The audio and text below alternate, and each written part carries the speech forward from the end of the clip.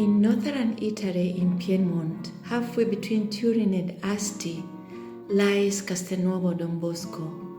Starting from Turin, the capital of the region, it takes a car journey of just under 40 minutes to reach the heart of the lower Monferrato area, where Castelnuovo Don Bosco stands on one of the hills. Until 1930, it was called Castelnuovo d'Asti. The area, known for the beauty of its landscape, is made up of a succession of green hills, orchards, woods rich in truffles, and above all, ancient vineyards.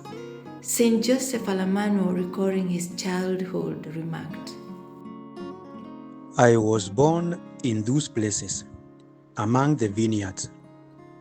When we were children, we went to see what the vine growers were doing out of curiosity.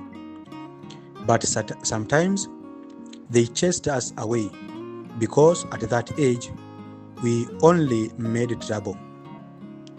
But the sharecropper we had was a good old man, and he gathered us all together and explained things to us." The origins of the town date back to 1160, and its name is linked to the presence of a castle belonging to the noble Rivalba family, which overlooked the village and was destroyed in 1395. Only one tower remains dominating the town. Today it serves as the bell tower for the nearby little church dedicated to Our Lady of the Castle. In the 19th century, Castelnuovo Don Bosco was a farming village that lived off agriculture and viticulture, with the resulting production of wines that still form part of the economic heritage of the Asti province today. Farming families lived in farmhouses of varying sizes, which all shared a common feature: the adaptation of the available space to the needs of work and family life. The main rooms, kitchen, bedrooms, stables, or storage areas were always arranged according to what was most practical and functional.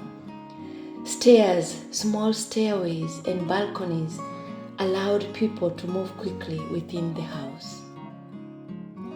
The parents, Giuseppe Allamano and Mariana Cafasso, sister of Saint Joseph Cafasso, were excellent Christians and very charitable. They had 5 children: Giovanni, Orsola, Natale, Giuseppe, and Ottavio.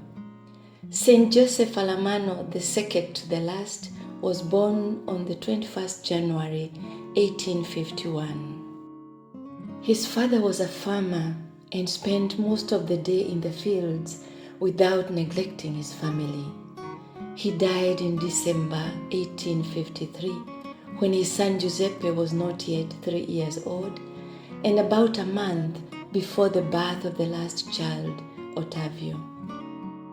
His mother, a strong and hard-working woman with solid faith, knew how to face and overcome the many difficulties of managing the family after her husband's death.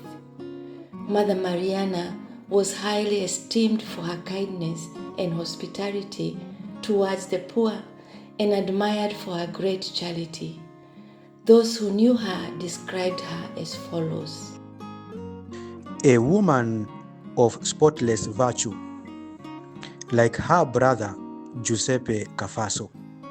She was a model mother, entirely devoted to the education of her children, charitable toward every form of suffering and misfortune, generous and attentive to the good of others.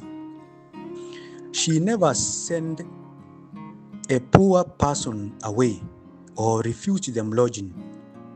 When a poor woman gave birth to a child, she offered to prepare much of the baby's diet. Likewise, she visited the sick and helped them in every way." Widowed at a young age, she suffered the loss of her faithful companion and felt the full responsibility of raising her children in a Christian way. In this, she was guided and advised by her brother-in-law, Father Giovanni Allamano, then parish priest of Passerano, who showed special care for his nephews and guided and helped them in their studies. Allamano was bound to his mother by a most tender affection. At her death, after a long illness that led to blindness in December 1869, Allamano said, "It is not for me to deliver an eulogy for my mother. When I was at home, I acted as her interpreter in confession. It seems impossible. She had 2 eyes of paradise, yet she neither saw nor heard, and I explained things by making signs on her hand, and we understood each other perfectly."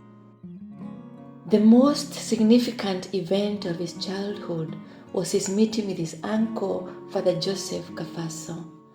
He himself recalled it in 1925 when, having gone to Castelnuovo Don Bosco for the celebrations of the beatification, he said, "I saw Don Cafasso only once. I was then a little over 6 years old."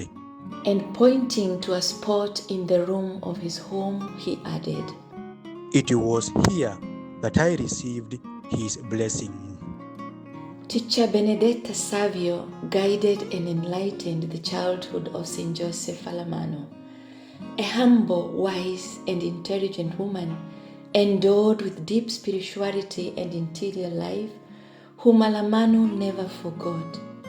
A special woman, profoundly united to God, whose life and teaching, carried out with love, greatly influenced the human and spiritual formation of our founder. In fact, Allamano often and gratefully spoke of her to the missionaries and missionary sisters.